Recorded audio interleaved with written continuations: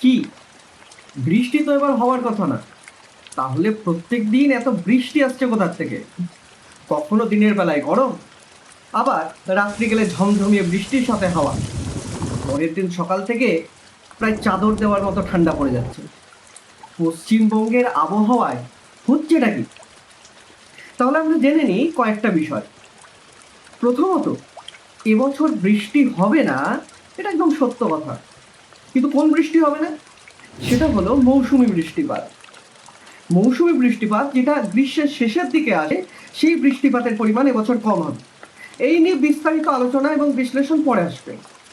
কিন্তু এখন যে বৃষ্টিপাতটা আমরা দেখতে পাচ্ছি সেটা একটি পৃথক বৃষ্টিপাত। সাধারণভাবে আমরা তিন ধরনের বৃষ্টিপাত লক্ষ্য করি। একটি হলো ঘূর্ণবাতজনিত বৃষ্টিপাত, দ্বিতীয়টি হলো মৌসুমি বৃষ্টিপাত। যদিও এই মৌসুমি বৃষ্টিপাত বৃষ্টিপাতের কোনো বিশেষ ধরন নয়, আমরা আমাদের এখানে লক্ষ্য করতে পারি। 3 নম্বরে পরিচলন বৃষ্টিপাত। এই যে গ্রীষ্মের শেষে প্রচণ্ড গরম হচ্ছে সারাদিন ধরে এবং বিকেলে কালো মেঘ করে যে বৃষ্টি হচ্ছে, এটা পরিচলন বৃষ্টিপাত। সেই দিনই সৃষ্টি হয়, সেদিনই পরিচলন বৃষ্টিপাত হয়ে যায়। এই যে শিলাবৃষ্টি যার ফলে হয়, সেটা কিন্তু পরিচলন বৃষ্টিপাতের অংশ। আরেক ধরনের বৃষ্টিপাত হয় যেটা হচ্ছে পাহাড়ে ধাক্কা লেগে যে ধরনের বৃষ্টিপাত হয়, সেটাকে বলে শৈলক্ষেপ বৃষ্টিপাত। এবার বুঝতে হবে এই কদিনে পশ্চিমবঙ্গের যে বৃষ্টিপাতটা হলো, সেটা বেশ কিছুটা ক্ষেত্রে পরিচলন বৃষ্টিপাত হয়েছে এবং কয়েকটা ঘূর্ণবাতজনিত বৃষ্টিপাত হয়েছে। যেমন এই গত 2-3 দিন আগে ধরে মধ্যপ্রদেশ থেকে শুরু করে ঝাড়খণ্ড পর্যন্ত একটা নিম্নচাপ অক্ষ লক্ষ্য করা গেছে। এছাড়াও পূর্ব বিহারের একটা অংশে একটা ঘূর্ণবাত লক্ষ্য করা গিয়েছিল। এবার এই নিম্নচাপ অক্ষ এটাই বাকি, আর ঘূর্ণবাত এটাই বাকি। নিম্নচাপ অক্ষ সাধারণত বোঝায় যদি কোনো একটা অঞ্চল জুড়ে বায়ুচাপের পরিমাণ কমে যায়।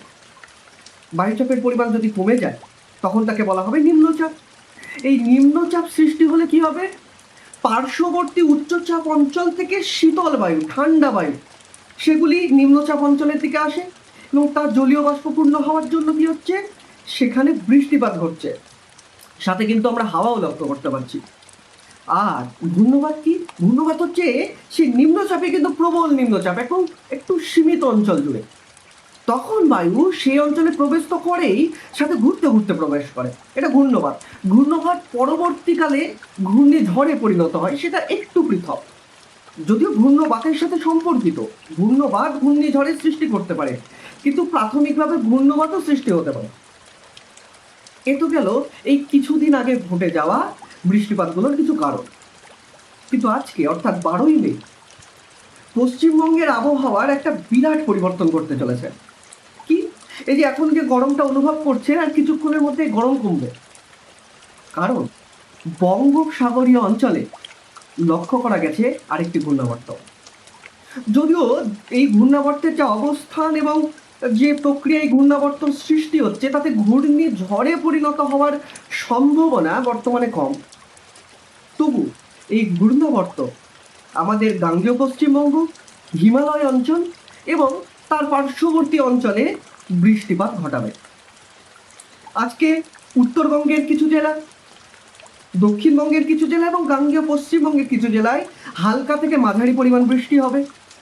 তার সাথে 30 থেকে 40 কিলোমিটার কাছাকাছি একটা হাওয়ার প্রবাহ লক্ষ্য করা যাবে এবং সন্ধ্যের দিকে বজ্রপাতও পড়তে পারে।